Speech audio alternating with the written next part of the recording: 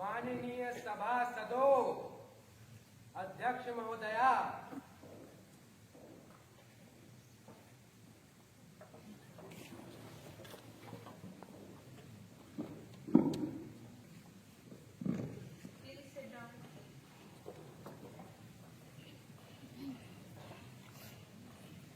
Honorable members, a warm welcome to all of you in this monsoon session of Bar Censor.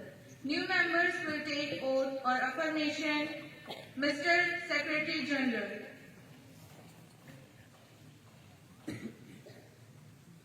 माननीय अभिषेक साहू जो राजस्थान के पाली संसदीय क्षेत्र से निर्वाचित हुए हैं, अब शपथ अथवा प्रतिज्ञा करेंगे। माननीय अभिषेक साहू।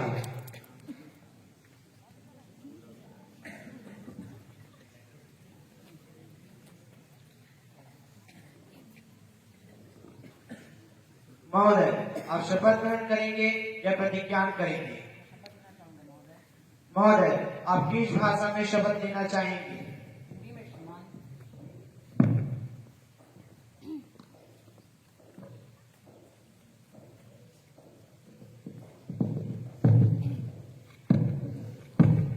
मैं अभिषेक साहू जो बाल संसद का लोकसभा सदस्य निर्वाचित हुआ हूँ, ईश्वर की शपथ लेता हूँ कि मैं विधिगार स्थापित भारत के संविधान के प्रति श्रद्धा और निष्ठा रखूंगा, देश की अभिसत्ता और एकता को बनाए रखूंगा तथा जिस पद को मैं ग्रहण करने वाला हूँ, इसके कर्तव्यों का श्रद्धापूर्वक निर्वहन करूंगा।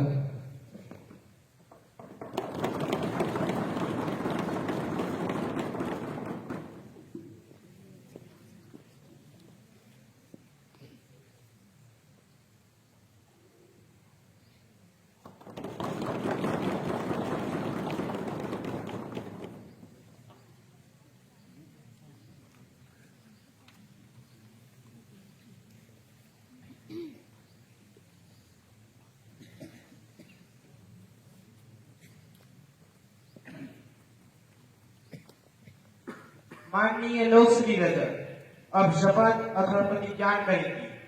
माननीय लोकश्री Rajak.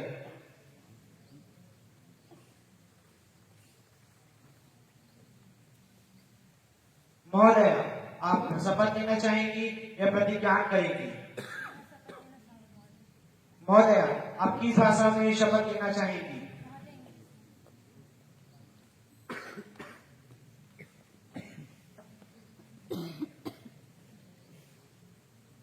I, Lok Shri, having been elected member of the lower house of the Bar Censor, do swear in the name of God, solemnly affirm that I will bear true faith and allegiance to the Constitution of India and as by law established that I will uphold the sovereignty and integrity of Constitution and that I will faithfully discharge the duty upon which I am about to enter.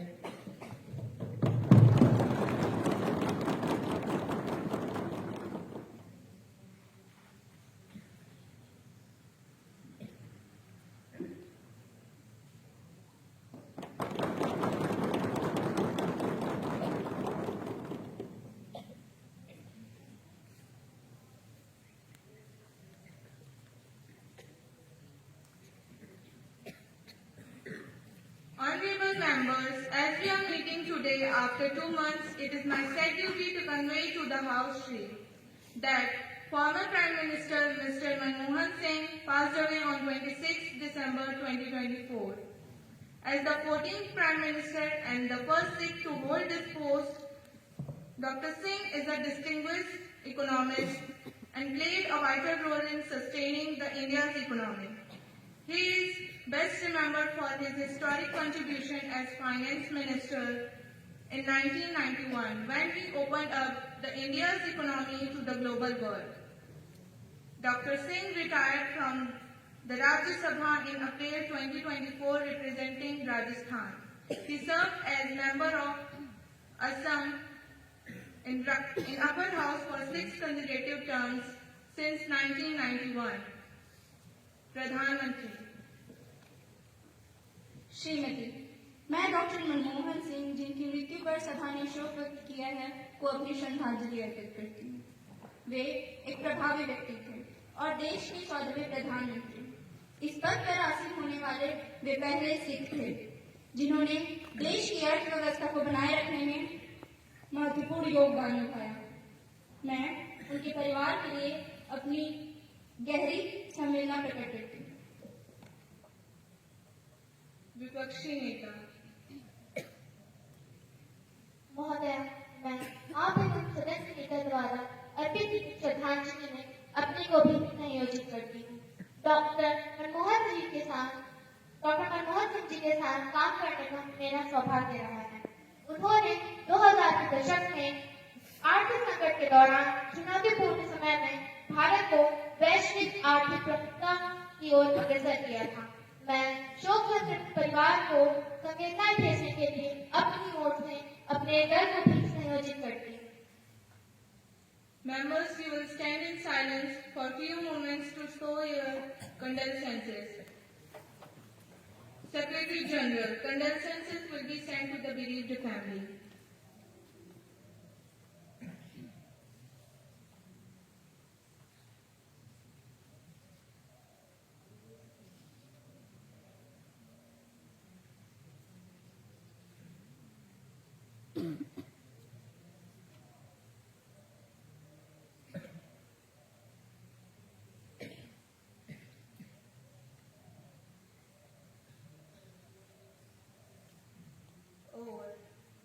Please sit down. Now, the Prime Minister will introduce the new ministers. अध्यक्ष महोदय, मैं आपके माध्यम से मंत्रिमंडल के नए सदस्यों का सदन से परिचय कराना चाहूंगी। सुश्री पायल कृषि मंत्री,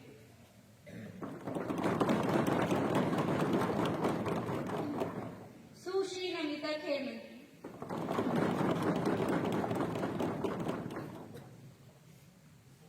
Question number 101, Amit Sahu. माननीय अध्यक्ष महोदय, मंत्री जी से पूछना चाहूंगा कि क्या सुरक्षा बलों में महिलाओं की भर्ती का कोई प्रस्ताव है? यदि हाँ, तो सदन को अवगत कराने की कृपा करें।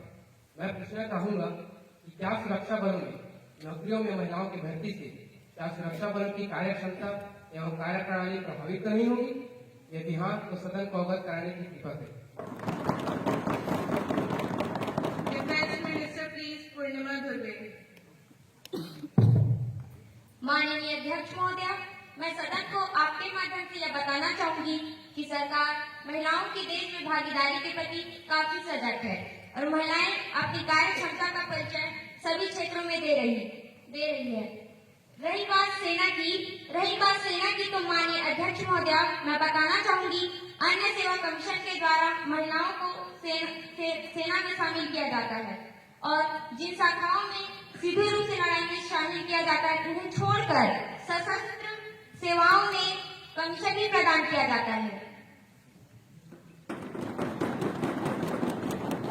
Question number 102, Nisha Meravi.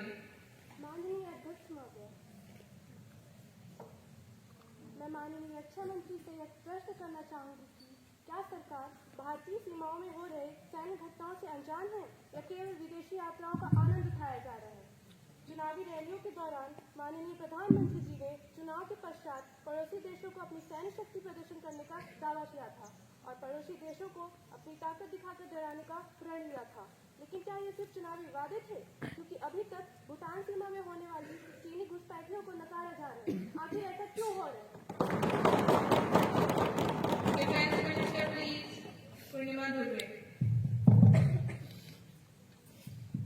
माननीय अध्यक्ष महोदय, मैं सदन को यह बताना चाहूंगी कि देश की सभी घटनाओं से पूरी तरह परिचित है। हमारी सरकार इस देश में जो भी घटना हो रही है उसके लिए पूरी तरह से वाकिफ है।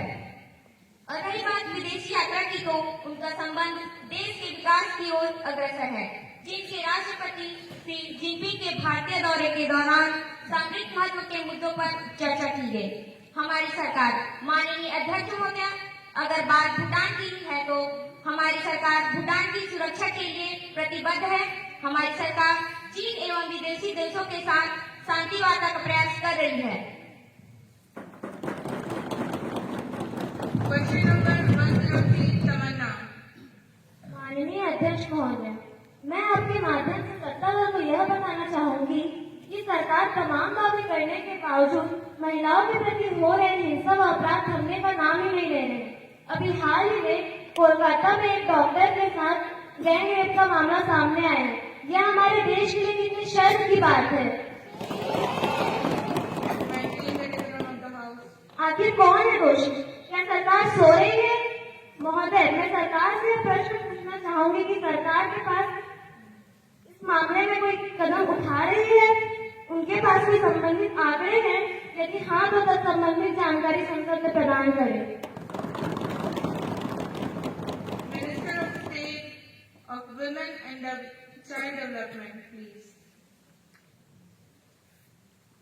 महोदया, यह घटना देश और सरकार के लिए बेहद शर्मनाक थी। हमें अत्यंत ही खेद है कि सख्त कानून होने के बावजूद देश में ऐसी शर्मनाक घटना सामने आ रही है। ईश्वर पीड़िता की आत्मा को शांति एवं उनके परिवार को शक्ति प्रदान करे।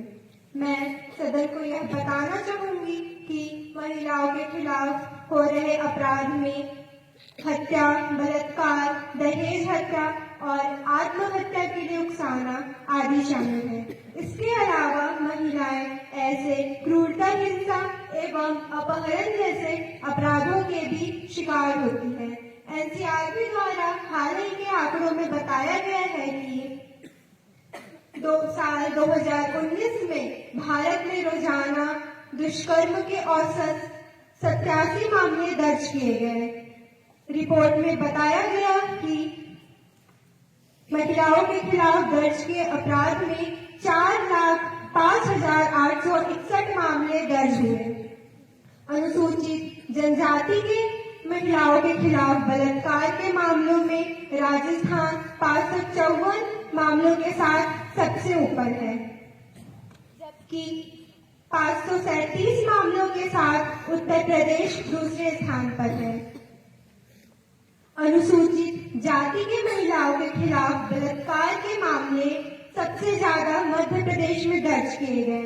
छत्तीसगढ़ और महाराष्ट्र इस मामले में क्रमशः दूसरे एवं तीसरे पायदान पर है। हालांकि सरकार ने महिलाओं की सुरक्षा के लिए तमाम कानून बना रखी है, लेकिन इसके बावजूद कुछ ऐसे सुझाव हैं जो अमल में लाए जा सकते हैं। जैसे सबसे पहले तो महिलाओं की सुरक्षा के लिए 3 ES पर अधिक जोर दिए जाने की जरूरत है। पहला, लड़कों को जेंडर इक्वालिटी के मामलों में शिक्षा। दूसरा, लड़कियों को सामाजिक एवं आर्थिक रूप से सशक्त बनाया जाए। और तीसरा, उन कानून का पालन किया जाना जो मौजूद है पर इस्तेमाल नहीं किए जाते। Question number 104, Akash Chandra Rishi. माननीय अध्यक्ष महोदय, न केवल इस सदन में बैठे लोग बल्कि पूरा देश यह जानते हैं कि भारत के बहुत से लोग शिक्षा, व्यवसाय, रोजगार जैसे कई उद्देश्यों के लिए विदेश जाते हैं। तो क्या यह सरकार इस बात से अवगत नहीं है कि विदेश गए भारतीयों की सुरक्षा की जिम्मेदारी भारत सरकार की है? यदि उन्हें इस बात की जानकारी है तो क्यों विदेश में रहने वाले भारतीयों को बहुत सारे दुर्व्यवहारों का सामना करना पड़ता है? महोदया, मैं मंत्री जी से यह जानना चाहता हूँ कि उनकी सरकार ने विदेश में रहने वाले भारतीयों की सुरक्षा के लिए क्या उपाय किया है?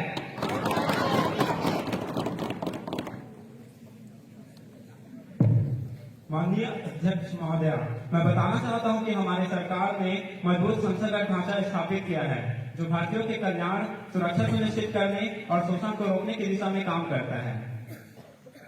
तो इस ढांचे के द्वारा हमारे भारतीय कामगार सुरक्षित रहते हैं और विदेश में सुखी जीवन निर्वहन करते हैं। ई-माइग्रेशन प्रणाली, प्रस्थान पूर्व अभिविन्यास कार्यक्रम, मदद पोर्टल, भारतीय समुदाय कल्याण कोष, प्रवासी भारतीय मिशनों और चौकियों, आश्रय गृह आदि पर सहायता केंद्र हेल्पलाइन है। भारतीय कामगारों को शीघ्र सहायता प्रदान करने के लिए कुछ महत्वपूर्ण तंत्र विशेष, कुछ कार्यक्रम प्रणाली और केंद्र हमारे भारतीय श्रमिकों की सहायता करते हैं। शोषण और हमारी सरकार ने श्रम, रोजगार और सहयोग पर हस्ताक्षर किए हैं। खाड़ी देशों और होल्ड सहित प्रमुख गंतव्य देशों के साथ समझौता शिकायतों के निवारण और सुरक्षा सुनिश्चित करने के लिए संयुक्त कार्य समूह की बैठकें भारतीय श्रमिकों के अधिकारों की बात करता है। उत्प्रवास बिल 2021 वर्तमान में सभी हिस्सेदारी के साथ परामर्श चरण में है। धारकों और उद्देश्य के साथ एक व्यापक उत्प्रवास ढांचा स्थापित करना है। प्रवास और गतिशीलता के लिए पर्याप्त अवसर और सुरक्षा उपाय विदेश में काम करने वाले भारतीय कामगारों का शोषण होने से रोकता है।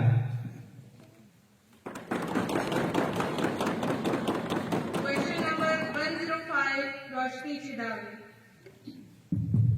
Honorable Speaker, Madam, I want to ask the Minister of Home Affairs that recent incidents of use of drugs is rising rapidly among women, children, and youth in the country.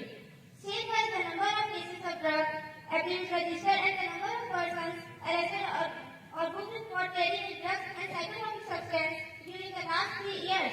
If so, the district-wide details the number of cases of drug use, abuse, sale, production, distribution, and consumption that has been registered during the last 5 years.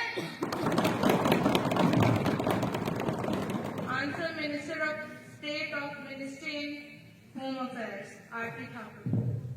Honorable Speaker, ma'am, there has been a change in the pattern of substance abuse as reflected in the National Survey on Extent, Patterns and Substance Use done in 2004 and in the Comprehensive National Survey in India conducted in 2018. As per the latest data published by the National Crime Records Bureau pertaining to the year 2021, the statewide detail of the case registered for possession of drugs for trafficking under Narcotic Drugs and Psychotropic Substance Act 1985 during 2019 to 2021.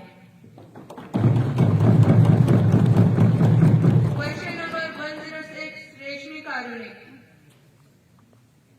Respected Speaker, Madam, I want to ask the Minister of Home Affairs that whether the government is aware about the rise of crime against SCs and STs in recent years, and also that they are facing discrimination on assessing the basic public facilities. Madam, I am repeating, the basic public facilities, and if actions are taken, we want to know about it. The House has the right to know about it, ma'am.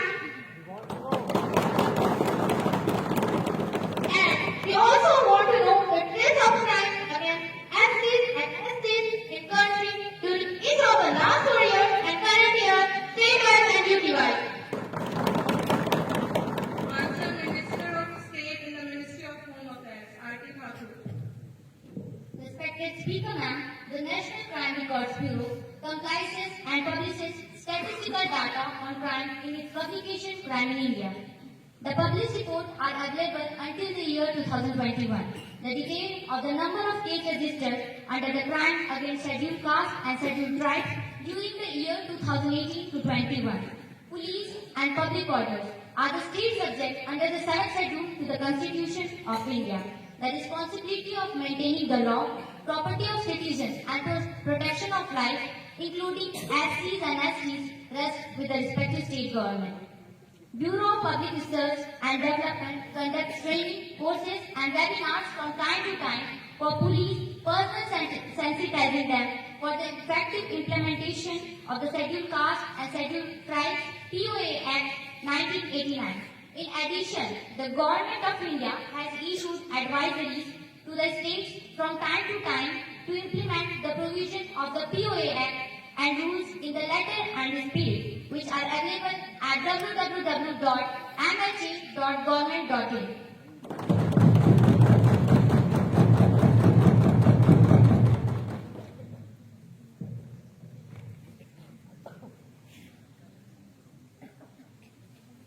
माननीय सभासदों, अध्यक्ष महोदय,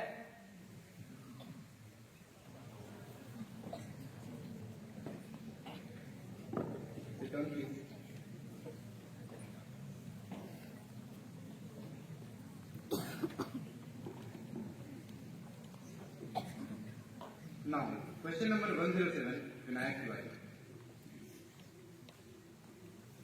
माननीय अध्यक्ष महोदय, जैसा कि हम सब जानते हैं, हमारे देश में साइबर अपराध की घटना बढ़ती जा रही है।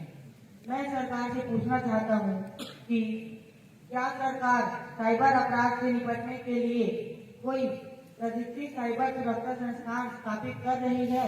यदि हाँ, तो हमें सदन को अवगत कराएं। Supplementary question.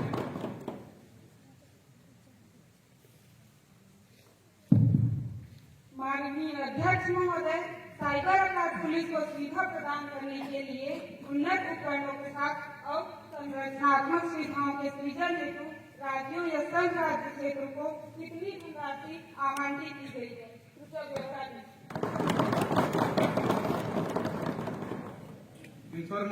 Information and Technology Minister, please. Stands out. माननीय अध्यक्ष महोदय, मैं आपके सारे विपक्षी दल के सभी सदस्यों को बताना चाहूंगा कि भारत के संविधान की 7वीं अनुसूची के अनुसार पुलिस और लोक व्यवस्था राज्य के विषय है। साइबर अपराधों से निपटने के लिए अपने पुलिस बलों को पर्याप्त अवसंरचना सुविधाओं, अत्याधुनिक प्रौद्योगिकी बलों तथा मानव शक्ति से लैस करने और उन्हें प्रशिक्षण प्रदान करने की प्राथमिक जिम्मेदारी राज्य सरकार की होती है। तथापि केंद्र सरकार राज्यों की विधि प्रवर्तन एजेंसियों NPA के क्षमता निर्माण के लिए विभिन्न सुझाव और योजनाओं के माध्यम से राज्य सरकार की पहल में सहायता करती है।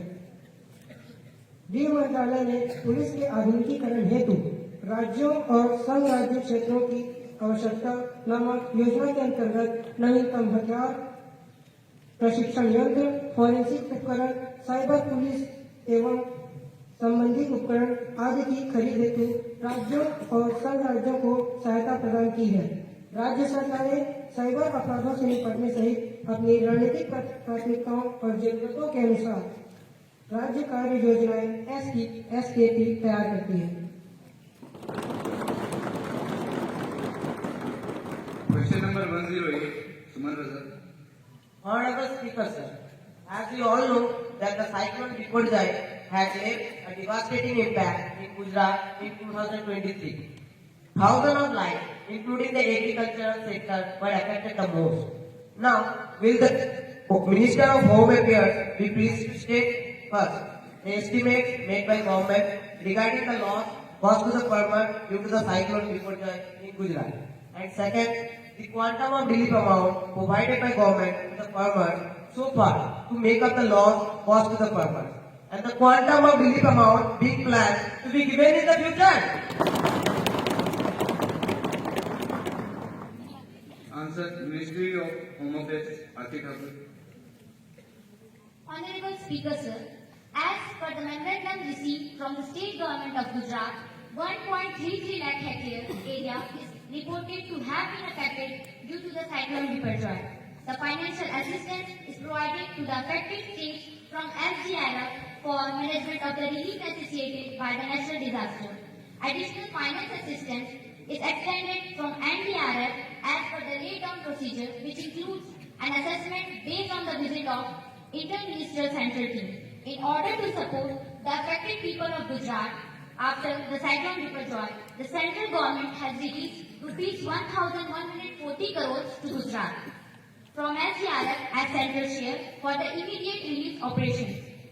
In addition, as reported by the Accountant General, an amount of rupees 1,159.60 crore is available in the SDRF account of Gujarat government as on 1st April 2023 for the management of the relief necessitated by the notified natural disaster, including cyclones. Now, question number 109, Anurag. माननीय अध्यक्ष महोदय, मैं इस सभा को एक गंभीर मुद्दे की तरफ दिखाना चाहता हूँ। हाल ही में छत्तीसगढ़ राज्य के बीजापुर बस्तर क्षेत्र में एक स्थानीय पत्रकार मुकेश चंद्राकर की निर्मम हत्या कर दी गई। यहाँ तक कि जिन्होंने उनका पोस्टमार्टम किया है, उन्होंने यह तक कह दिया कि उन्होंने अपने कार्यकाल में इस प्रकार की निर्मम हत्या आज तक नहीं की है। यह इस सरकार के धब्बे के समान है कि